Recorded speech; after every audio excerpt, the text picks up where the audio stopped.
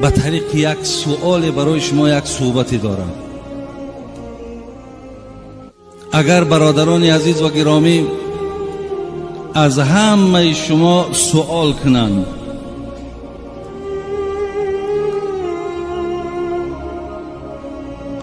کدام نعمتی هست که خدا به شما داده است و در بین اون دادگی های خدا با ارزشترینش همون است، کدام نعمت خدا وقتی نصیب شما شد و در بین اونها قیمتترین همون نعمت کدام است؟ برادران عزیز،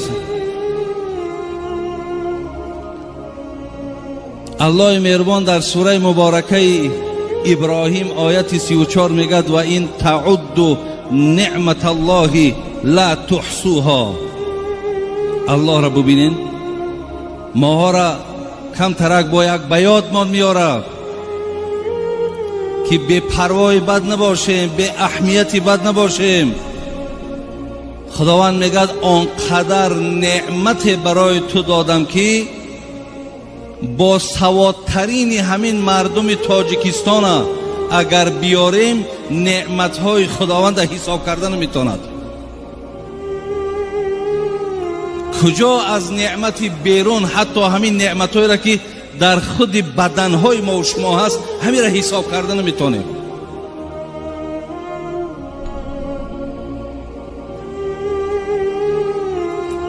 پس برادران عزیز و گرامی، همین است که حبیب خدا گفتند عملهای شما را جنت نمیبرد. گفتن حضرت خود شما را هم عملهاتون جنت نمیبرد؟ گفت خود من هم عملم جنت نمیبرد، مرا رحمت خدا به جنت میبرد. زیرا در عوض این قدر نعمتی که خدا داده است برادران عزیز، با عبادت اینها را ما به جا آوردن نمیتونیم. پس وقتی که نعمت هایی که خداوند برای ما و شما داده بوده است به عدد بوده است، در حساب اونها ما و شما که لال ماندگیم حساب کردن نمیتونیم. پس سوال همین است، با ارزشترین نعمت در بین این نعمت هایی که الله بر ما داد چی هست؟ شاید برادرای عزیز جوابها هر گونه باشد. ممکن شخص گوید که فرزند بهترین نعمت خداست، شاید نفر گوید مال و ثروت بهترین نعمت خداست، شاید دیگر آدم پیدا شود گوید که تن صحت بهترین نعمت است، شاید کسی دیگر پیدا شود گوید زیبایی که خدا به انسان داده است بهترین نعمت است. خلاص هر کی یک چیه میگوید، ولی بعد نعمت اسلام برادران عزیز بهترین نعمتی که خدا به انسان داده است این وقت است. وقت. شاید برادران عزیز وقتی که من وقت میگم، ولی توغرل میگه بینای طاقتم را سوخت توغرل مصرعی بیدیل. توغرل میگه همین مصرهای بیدیل میگه تماما حیات ما دیگرگون کرد، مقصد جگرها ما سوزان. بینای طاقتم را سوخت توغرل مصرعی بیدیل که طاق عمرگر بیشکست ممکن نیست تعمیرش. یعنی مساله هایی که عمر می سازند برادر عزیز، اون مساله ها یکی همون وقت است. شاید برادر عزیز وقتی گپ درباره وقت می روه ممکن که نه آنقدر جالب باشد، نه آنقدر برای شما پسند باشد. برای چی؟ برای که شما به قدر همون وقت نمی رسید. وقتی که شما به قدر وقت نمی رسید، ارزش وقت که نمی دانید، حتی در گرد صحبت هم بسیار بی تأثیر می ماند. ولی برادرای عزیز، علما چگونه حضرت داملا از آیت های قرآن، کلمه های قرآن، حرف های قرآن برای ما و شما بیان کردن، علما میگن در قرآن 74 جا خداوند با شب قسم خورد، 54 جا با روز قسم خورد. ببینید خداوند میگه واللیل اذا یغشی والنهار اذا تجلی. خدای مهربان میگه والضحی واللیل اذا سجی. خدا میگه والفجر. خدا میگه ولیال عشر. خدا میگه والعصر. ببین خداوند به چیزهای قسم میخورد که اونها ارزش دارند. الله را ببین به وقت قسم میخورد که این شب و روز، این زمان، اینها ای وقت عبارتند. زین لحاظ برادرای عزیز، شاید که ما باز تکرارم شود، ما به قدر وقت نمیرسیم. آیتی هست برادرای عزیز در سوره مبارکه مؤمنون، آیت 99 و 100. اعوذ بالله من الشیطان الرجیم.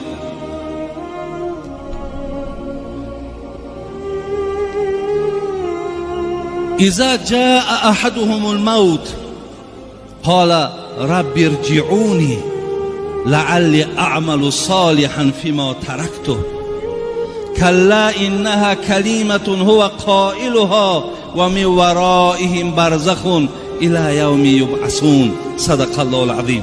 برادرای عزیز، وقتی خدای مهربان جان ما را میگرفته است، معنای آیت همین است. وقتی که دیگر ما بی جان میشویم، وقتی که الله دویم بار جان در ما بر میگرداند، ما از خدای مهربان چی خواهش داریم؟ میگیم خدای مهربان رب ارجعونی، ما را یک بار دیگه به دنیا بر نمیگردانی. برادر عزیز، این دنیا چی دارد که ما برای این از خدای مهربان بازگشت دویم بار داریم؟ ولی در یک حدیث خواندم که بغیر شهید هر کسی رو که میگفتن که دویم باره میخوای که دنیا برای، میگفته است نمیخواهم. میگفتن برای چی نمیخوایی؟ میگفته است اگر 100 سال که معیشت کنیم، سکرات مرگ دهان ما را تلخ کردگی ای.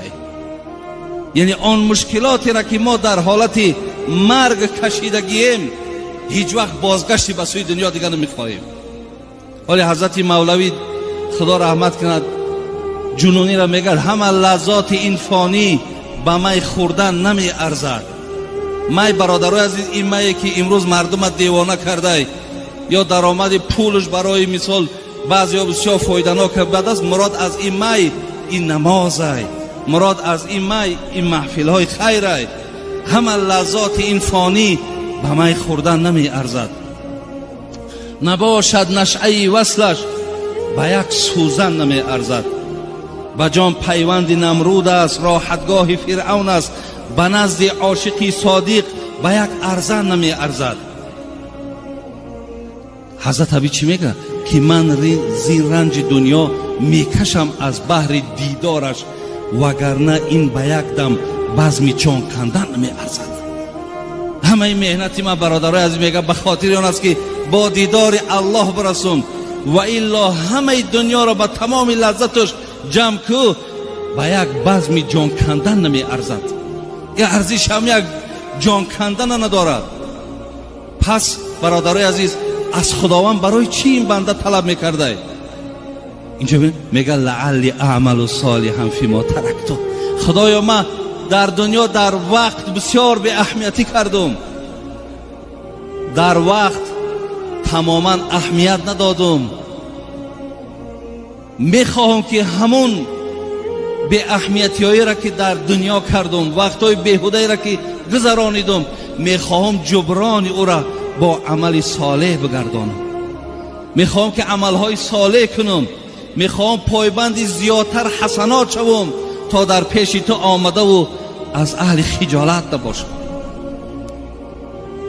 این خیلی آیت ها برادرای عزیز در قرآن خیلی زیاد است.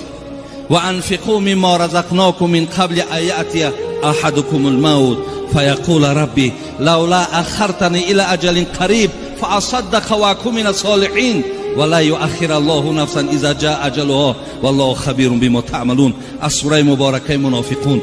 بین اینجا دم مردک زاره میکرده خدایا یک که کمالش در دنیا که مانده است، وقتی پیش خدا که میرفته است زاره میکرده است، میدیده است که دیگر از این موسیقی و از این مقصد دست بیچاره را نگرفتم، زاره میکرد خدای بگردانم باز پس برم تا که همون مال ما در راه خدا صرف کنم، بگردان تا برم عمل صالح کنم. همه این آیت ها برادر عزیز دلالت به بزرگی وقت میکنند.